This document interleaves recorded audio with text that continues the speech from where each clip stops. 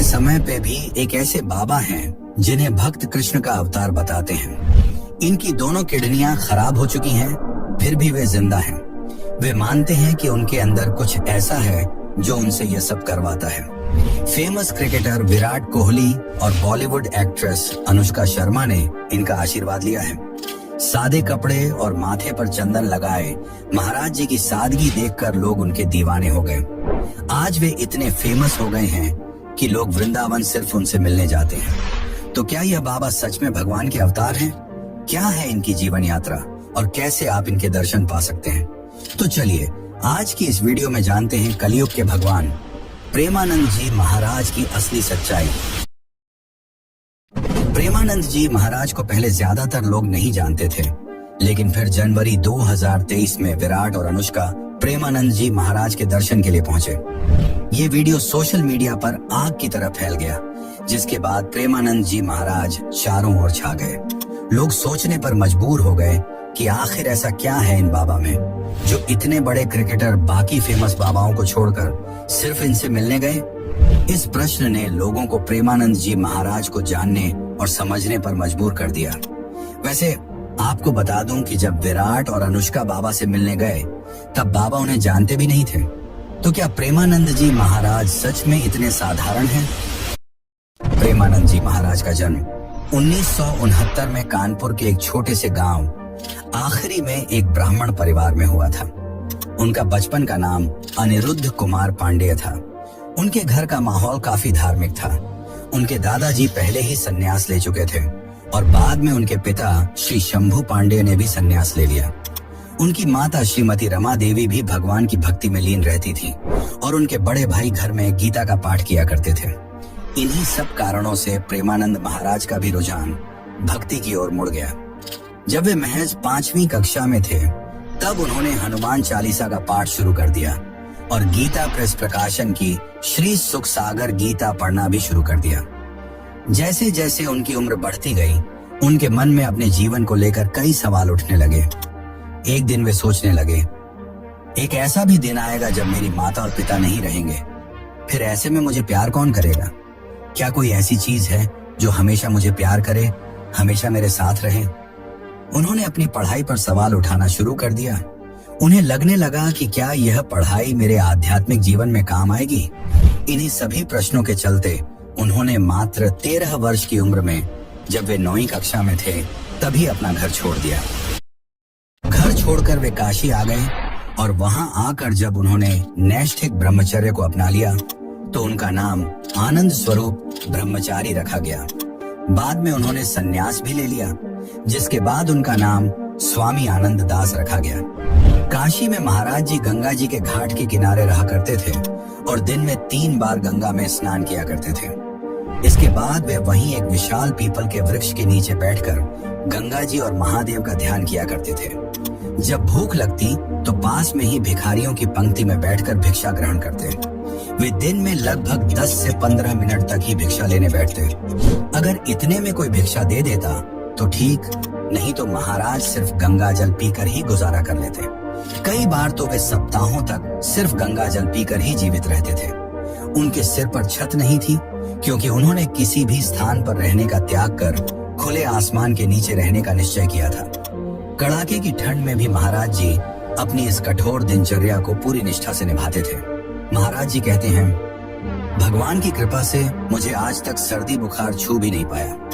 काशी में सब कुछ ठीक चल रहा था, लेकिन असली मुसीबत तब आई जब उन्हें पता चला कि उनकी दोनों किडनियां खराब हो चुकी हैं। डॉक्टरों ने उन्हें बताया कि आपके पास ज्यादा से ज्यादा 3 से 4 साल बचे हैं, लेकिन इन सब के बावजूद आज 20 साल बाद भी बाबा जीवित हैं।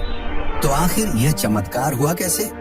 इसे समझने से पहले हमें यह जानना होगा कि महाराज जी का जुड़ाव कृष्ण और राधा रानी से कैसे हुआ और वे कैसे कहलाने लगे कृष्ण के अवतार।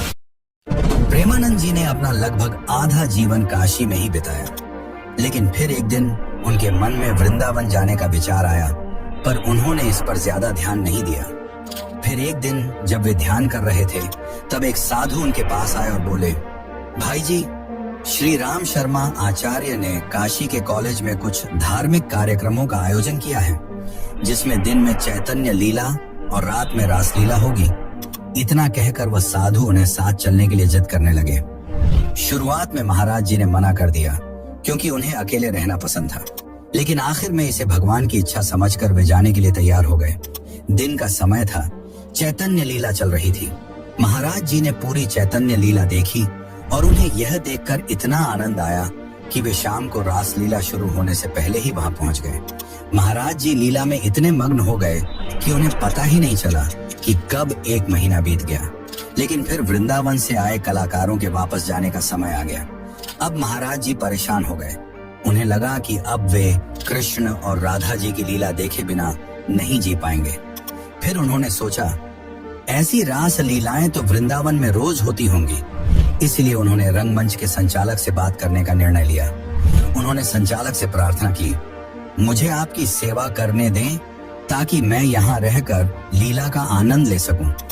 लेकिन संचालक ने मना कर दिया और कहा, बाबा आप एक बार बस वृंदावन चले आइए, फिर बांके बिहारी आपको स्वयं ही नहीं छोड़ेंगे। इसके बाद महाराज जी ने फिर से अपनी साधना शुरू कर दी। वे सुबह उठते, स्नान करते, भगवान का ध्यान करते, लेकिन इन सब के बीच उनके मन में सिर्फ एक ही विचार आता था, मुझे वृंदावन जाना है। उन्हें लगने लगा कि अब वे कृष्ण और राधा जी की लीला देखे बिना जीवित नहीं रह पाएंगे। एक दिन वो तुलसी घाट पर ध्यान कर रहे थे, तभी संकट मोचन हनुमान मंदिर के बाबा युगल किशोर उनके पास प्रसाद लेकर आए और उन्हें दिया। पहले तो प्रेमानंद जी ने मना कर दिया क्योंकि वो उन्हें जानते नहीं थे, लेकिन बाबा युगल किशोर ने उन्हें कहा कि उन्हें अंदर से प्रेरणा आई है कि यह प्रसाद आपको ही देना चाहिए। इतना सुनने के बाद प्रेमानंद जी ने प्रसाद खा लिया। बाबा ने उन्हें अपनी कुटिया में चलने के लिए कहा, लेकिन प्रेमानंद जी ने यह कहकर मना कर दिया कि वो सन्यासी हैं और किसी गृहस्थ के घर नहीं जाते हैं। तब उन्होंने बताया कि वो भी सन्यासी हैं, जिसके पश्चात वो उनके साथ चले गए। युगल किशोर जी ने उन्हें अपने हाथ से दाल चावल बनाकर खिलाई, लेकिन प्रेमानंद जी को तो वृंदावन जाने की भूख शांत करनी थी। इसलिए उन्होंने बातों ही बातों में युगल किशोर से पूछा कि क्या वे उन्हें वृंदावन भेज सकते हैं। उन्होंने तुरंत ही इस बात के लिए हामी भर दी। उस समय काशी से मथुरा के लिए कोई डायरेक्ट रेलगाड़ी नहीं थी, तो महाराज जी युगल किशोर के साथ चित्रकूट आ गए और वहां दोनों 3-4 दिन रहे। फिर चित्रकूट से युगल किशोर ने महाराज को मथुरा जाने वाली गाड़ी में बिठा दिया। उस ट्रेन में महाराज जी को 2 लोग मिले जो उनकी बातों से काफी प्रभावित हुए। वे दोनों प्रेमानंद जी को कुछ पैसे देना चाहते थे, लेकिन प्रेमानंद जी ने मना कर दिया। तब उन दोनों ने कहा कि हम भी मथुरा जा रहे हैं, तो आज आप हमारे ही साथ विश्राम कर लीजिए और फिर कल वृंदावन चले जाना। महाराज जी मान गए। फिर उन दोनों ने मथुरा में राधे श्याम गेस्ट हाउस के बाहर महाराज जी को बैठाया और बोले कि हम अंदर जा रहे हैं और थोड़ी देर में आपको बुलाएंगे। रात का समय था और ठंड काफी ज्यादा थी, लेकिन फिर भी महाराज जी इंतजार कर रहे थे। बहुत समय बीत गया, लेकिन कोई बुलाने नहीं आया। रात्रि के 11 बजे के आसपास का समय हो रहा था। तभी एक सज्जन आए और बोले, महाराज जी इतनी ठंड में ऐसे अकेले बाहर क्यों बैठे हो? इसके बाद महाराज जी ने उन्हें पूरी कहानी सुनाई, जिसके पश्चात वे सज्जन उन्हें अपने घर ले आए और पेट भर स्वादिष्ट भोजन कराया। अगले दिन महाराज सबसे पहले यमुना में स्नान करके सीधे केशव के दर्शन के लिए पहुंचे। जैसे ही उन्होंने दर्शन किए, वे जोर जोर से चिल्लाकर रोने लगे, क्योंकि वे इतनी दूर केवल श्री कृष्ण के लिए आए थे। उन्हें ऐसा लगने लगा मानो जीवन का सार मिल गया हो। उन्हें लगने लगा कि अब तक का पूरा जीवन केवल भाग दौड़ में व्यतीत हो गया। असली सुकून तो यहाँ है। वे बस अब फूट फूट कर रोए जा रहे थे। उन्हें इस बात का जरा भी ध्यान न रहा कि कहाँ खड़े हैं और क्या कर रहे हैं, उन्हें कौन कौन देख रहा है। वे तो बस रोए जा रहे थे। मंदिर में आए अन्य लोग आश्चर्यचकित हो गए। ये दृश्य देखकर ऐसा लग रहा था मानो आज भगवान खुद अपने भक्त पर दुलार प्रकट कर रहे हों। कुछ देर में देखते ही देखते महाराज जी के चारों तरफ दर्शनार्थियों की भीड़ जमा हो गई। कुछ लोग उन्हें फूल माला चढ़ाने लगे, तो वहीं कुछ लोग उनके चरणों में गिरने लगे। तभी एक दर्शनार्थी बोला, बाबा मैं आपकी सेवा करना चाहता हूँ, आप मुझे आदेश दें। महाराज जी ने कहा, मेरी तो सिर्फ एक ही इच्छा है कि आप मुझे किसी भी तरह वृंदावन भेज दें। उन भक्तों ने महाराज जी के लिए गाड़ी की व्यवस्था की और उन्हें वृंदावन के लिए रवाना कर दिया। उस गाड़ी वाले ने महाराज जी को रमण रेती में उतार दिया और कुछ देर घूमने के बाद महाराज जी की भेंट संत श्री श्याम सखा जी से हुई। उनसे उन्होंने निवेदन किया, मैं बिहारी जी के दर्शन करना चाहता हूँ। यदि 3-4 दिन रुकने की व्यवस्था हो जाए तो बड़ी कृपा होगी।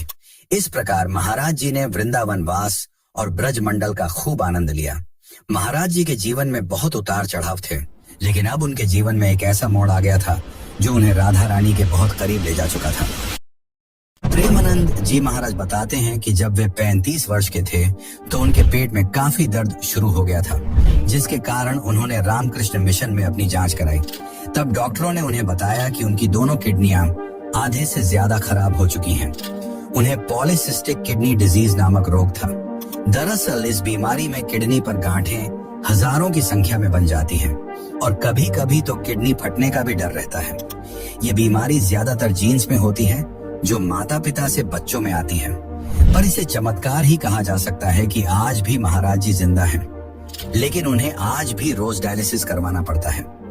हमें कह रहा था डॉक्टर 2.5 से 5 वर्ष में मर जाओगे, अब 18-20 वर्ष होने जा रहे, अब अगर पता लगाया जाए डॉक्टर है कि नहीं।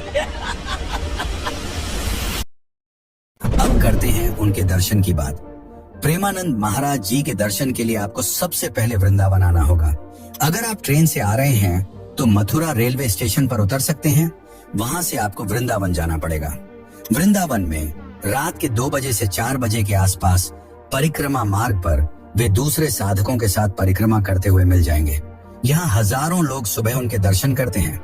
उनके आश्रम का नाम श्री हित राधा कोली कुंज है, जो कि भक्ति वेदांत हॉस्पिटल के पास स्थित है। वहां सुबह 4 बजे से 5:30 बजे तक वे सत्संग करते हुए मिल जाएंगे। इसके बाद आरती होगी। इसके अलावा हम महाराज जी से प्रश्न भी पूछ सकते हैं, जिसे एकांतिक वार्तालाप कहा जाता है। ये पूरी तरह निःशुल्क है, जिसमें शामिल होकर आप अपनी मन की जिज्ञासाओं और समस्याओं का समाधान सीधे महाराज जी के सामने बैठकर कर सकते हैं। महाराज जी भी बड़े प्यार से भक्तों द्वारा पूछे गए सवालों का श्री जी की प्रेरणा से उत्तर देते हैं। ऐसे ही सवाल जवाब हम अक्सर सोशल मीडिया पर भी देखते हैं। इस वीडियो से हमने सीखा कि अगर सच्चे मन से खुद को भगवान की भक्ति में लगाकर दुनिया के काम करते हैं तो भगवान हर कठिन परिस्थिति में हमारी सहायता करते हैं और हमें हर वो चीज बिना मांगे ही दे देते हैं जिसकी हमें जरूरत होती है। अगर आप आगे भी ऐसे ही इंटरेस्टिंग वीडियो देखना चाहते हैं तो वीडियो को लाइक करें और चैनल को सब्सक्राइब जरूर करें। धन्यवाद।